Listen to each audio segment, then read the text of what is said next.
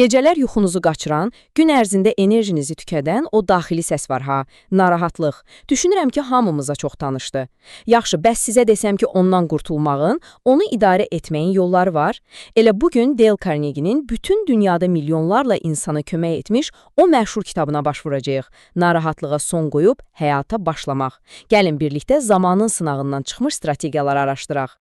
Hər şey Carnegie'nin öz acı təcrübəsi ilə başlayır. Təsəvvür edin, o, ümidsizliyin dibində idi. Nifrət etdiyi bir iş, tarakanlarla dolu ucuz bir mənzil və hər gecə beynini gəmirən o sonsuz narahatlıq. Onun bu hekayəsi bizə bir şeyi göstərir. Narahatlıq heç kimə yad deyil, hər birimiz üçün çox şəxsi, çox real bir problemdir. Və çox keçmir ki, Carnegie bir şeyin fərqinə varır. O, bu dərzlə tək deyilmiş. Baxın, onun kurslarına gələn adamlara. Uğurlu biznesmenlər, bacarıqlı satıcılar, istedadlı mühəndislər. Kənardan baxanda deyərdin ki, bunların nə dərd ola bilər?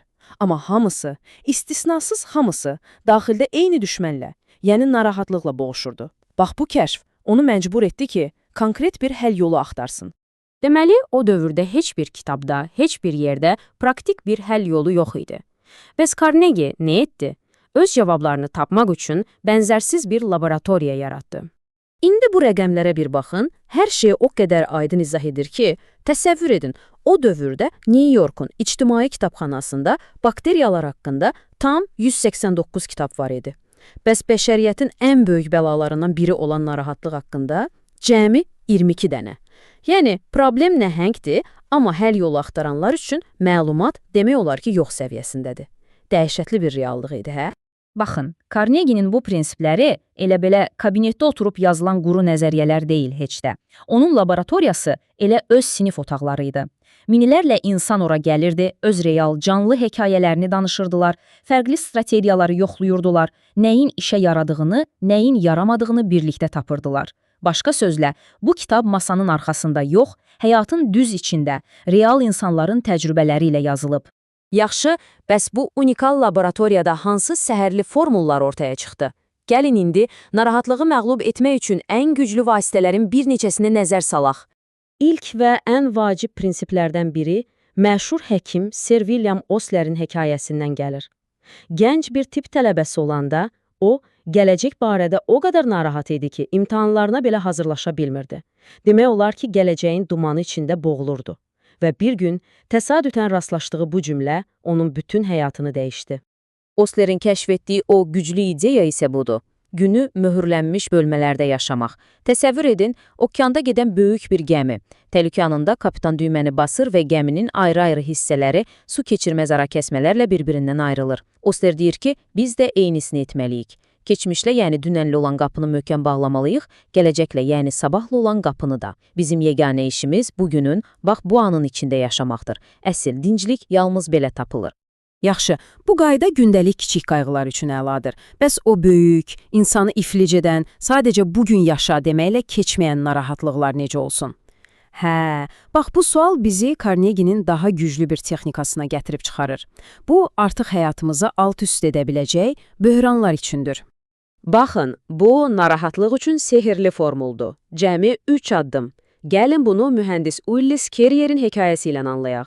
O, 20.000 dollarlıq bir layihənin iflasa uğrayacağından dəhşətli dərəcədə qorxurdu və bu formulu tətbiq etdi. Addım 1. Özündən soruşdu, baş verə biləcək ən pis şey nədir? Cavab, şirkət bu 20.000 dolları itirəcək. Addım 2. Zehni olaraq bu ən pis vəziyyəti qəbul etməyə hazırlaşdı. Dedi ki, tamam, itirəcək bu pulu. Və möcüzə burada baş verdi. O, ən pisi qəbul edən kimi sakitləşdi və beləcə 3-cü addıma keçə bildi. Sakitcə vəziyyəti yaxşılaşdırmaq üçün işə başladı. Nəticə, nəinki o pulu itirmədi, üstəlik minlərlə dollarda qazandı. Carrier'in özünün dediyi kimi, ən pisi qəbul etdikdən sonra itirəcək heç nəyimiz qalmır. Bu o deməkdir ki, qazanacaq hər şeyimiz var. Bu metodun bütün gücü bax bu cümlədədir. Ən pisi qəbul etdiyiniz anda narahatlığın beli qırılır, çünki artıq itirəcəyi bir şey yoxdur və bütün o zehni enerjiniz fəlakət senariyaları qurmaqdan azad olur və birbaşa problemi həll etməyə yönəlir. Bu, əsl psixoloji azadlıqdır. Amma iş təkcə konkret formullarla bitmir təbii ki. Carnegie anlayırdı ki, əsl, köklü dəyişiklik üçün təkcə alətlər kifayət deyil. Bütöv bir düşüncə tərzini, zehniyyəti yenidən proqramlaşdırmaq lazımdır. Gəlin gündəlik dinclik üçün bir neçə əsas qaydaya baxaq. 1. Narahatlığı fəaliyyətlə sıxışdırıb çıxarın. Yəni, o qədər məşğul olun ki, narahat olmağa vaxtınız qalmasın. 2. Xırda şeylərə görə başınızı ağrıtmayın. 3. Qaçılmaz olanla barışın. Məsələn, elə birinci qaydanı götürək. Məşğul olmaq dünyanın ən ucuz və ən təsirli dərmanıdır. Çünki insan beyni eyni anda iki fərqli şeyə fokuslana bilmir. Siz zehninizi faydalı bir işlə məşğul edəndə, narahatlıq üçün sadəcə yer qalmır. Və daha bir neçə qızıl qayda. Məsələn, fond birjasında olduğu kimi, narahatlıqlarınıza bir stop-loss, yəni zərəri dayandırma əmri qoyun. Bir problemə nə qədər kədərlənəcəyinizə əvvəlcədən bir limit təyin edin və o limiti keçməyin. Başqa bir qayda. Taxta yonqarını yenidən yonmağa çalışmayın. Nə deməkdir bu? Yəni, keçmişdə olan olub, bitib. Onu dəyişdirməyə çalışmaq, artıq yonulmuş taxta qırıntılarını təzədən yonmağa çalışmaq qədər mənasız bir işdir. Və nəhayət, dərdlərinizi yox, həyatınızdakı gözəl şeyləri, nemətləri sayın. Və bir şeyi heç vaxt unutmayın. Narahatlıqla mübarizə sadəcə bir hobbi, bir zehni məşğuliyyət deyil. Bu, sözün əsl mənasında həyat və ölüm məsələsidir. Həkimlər, alimlər təsdiq edir ki, xroniki narahatlıq, ürək xəstəlikləri, mədə xorası, yüksək təzyiq kimi onlarla fiziki problemin birbaşa səbəbidir. Yaxşı, bütün bunları bildik, çox gözəl. Amma bilmək hələ hər şey demək deyil, elə deyilmi?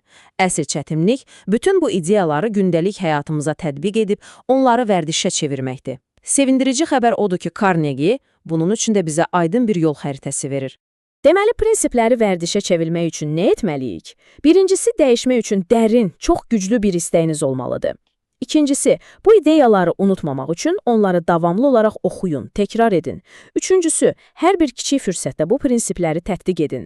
Və dördüncüsü, hər həftə özünüzə hesabat verin. Nəyi düz etdim, harda səhv etdim. Unutmayın, bilik tətbiq edilməyənə qədər güc deyil.